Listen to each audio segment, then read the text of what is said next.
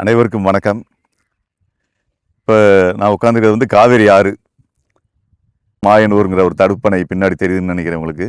அந்த பின்னாடி தெரியுது மாயனூருங்கிற தடுப்பணை. அந்த தடுப்பணைக்கு தாண்டி இருக்க பக்கத்தில் ஒரு கோவிலுக்காக வந்தேன். உழவர் ஓதை மதகு ஓதை உடைநீர் ஓதை தன்பதங்கொள் விளவர் ஓதை சிறந்தார்ப்ப நடந்தாய் வாழி காவேரி அப்படின்னு சிலப்பதிகாரத்தில் பெருமையாய் பாடப்பட்ட காவிரி ஆறு இப்போது வறண்ட காவிரி அங்கே பார்க்குறோம். வழக்கமாக ஜூன் 12ஆம் தேதி மேட்டூர் அணையில் தண்ணி திறந்து விட்டுருவாங்க.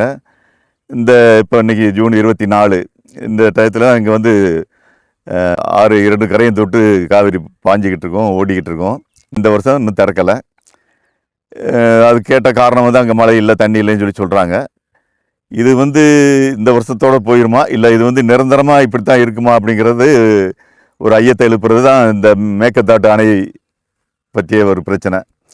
அந்த அணை கட்டப்பட்டால் காவிரி ஆறு நிரந்தரமாகவே இந்த கதியில் தான் இருக்கும். எப்போயுமே இந்த வறட்சியில் இந்த ஆறு இந்த இடம் இப்படி தான் இருக்கும்.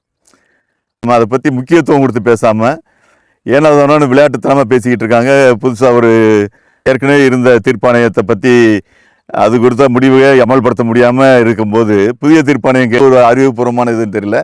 அது எதிர்கட்சி தலைவர் கேட்குற மாதிரி ஒரு நாடகம் நடத்துகிற எல்லாம் 2 பேர் நடிகர்கள் இல்லையா.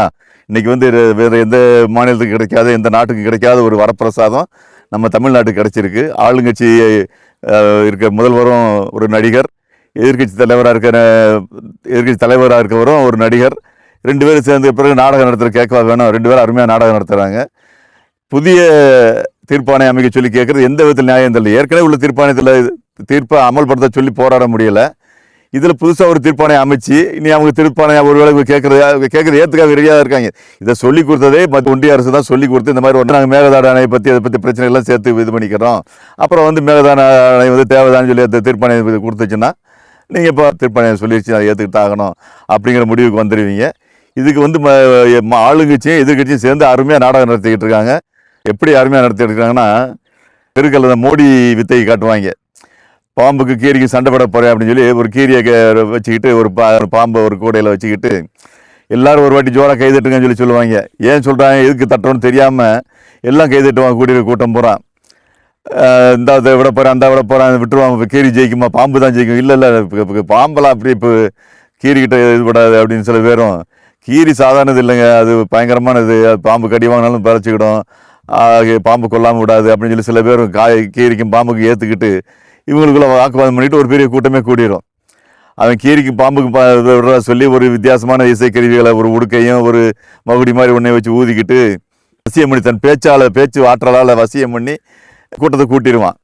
அதுக்கப்புறம் அவன் கையால் 2 பேர் வருவாங்க. அவனுக்கும் இவருக்கும் இந்த நடத்துகிற மோடிக்கும் வாக்குவாதம் நடக்கலாம். இப்போ நீ செய்ய எதிர்த்து உன்னை விட மாட்டேன் அப்படின்னு இவன் பேச அவன் பேச 2 பேரும் பயங்கரமாக வாக்குவாதம் பண்ணுவாங்க. பார்க்குறவங்களாம் மெய் மறந்து அவன் கையாளுங்கிறது தெரியாமல் உண்மையிலே வேறு ஆள் போல் எதிர்த்து பேசுகிறான் அப்படின்னு சொல்லி கைதட்டி ரசித்து கேட்பாங்க. பாம்பு வச்சுன்னு கை எதிர்த்து பேசுகிறாங்க அப்படின்னு சொல்லி கைதட்டி கேட்டிருப்பாங்க. இல்லை சித்து விளையாட்டுகள் மாதிரி பண்ணுவான்.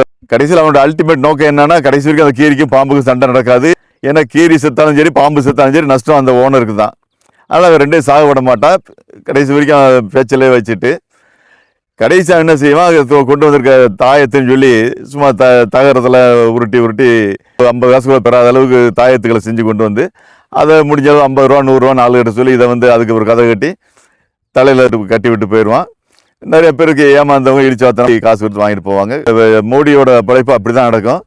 இப்போ நம்ம மோடியோட இது அப்படி தான் இருக்குது. அவருடைய ஏற்பாடு படி தான் இந்த கீரிக்கும் பாம்புக்கு சண்டை மாதிரி தான் இப்போ ஆளுங்கட்சி எதிர்கட்சியும் சண்டை போட்டுக்கிட்டு இருக்காங்க. இப்படி கை காமிக்கிறாராம்.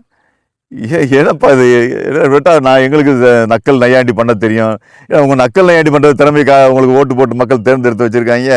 உங்கள் நக்கல் நையாண்டி சினிமாவில் போய் காட்டுங்கப்பா. நீ ஏன்ப்பா நாட்டு மக்கள் வாழ்வாதார பிரச்சனை வந்து விளையாண்டுக்கிட்டு இருக்கீங்க.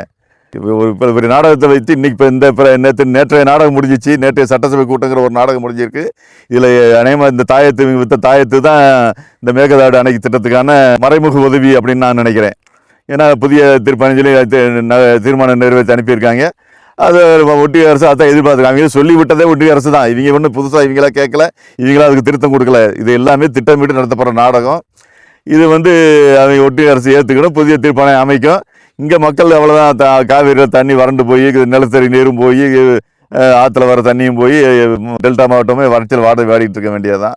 அப்புறம் அடுத்த கூட்டத்தில் அடுத்த ஒரு நாடகத்தை தொடங்குவாங்க. அது ஏதாவது கனிம வளம் அல்லது வேறு ஏதாவது ஒரு பரந்தூர் விமான நிலையம் இது மாதிரி ஏதாவது ஒரு பிரச்சனை வச்சு இன்னொரு சட்டசபை கூட்டத்தொடரில் அப்புறம் ஒரு விஷயன்ட்டு போயிடுவாங்க.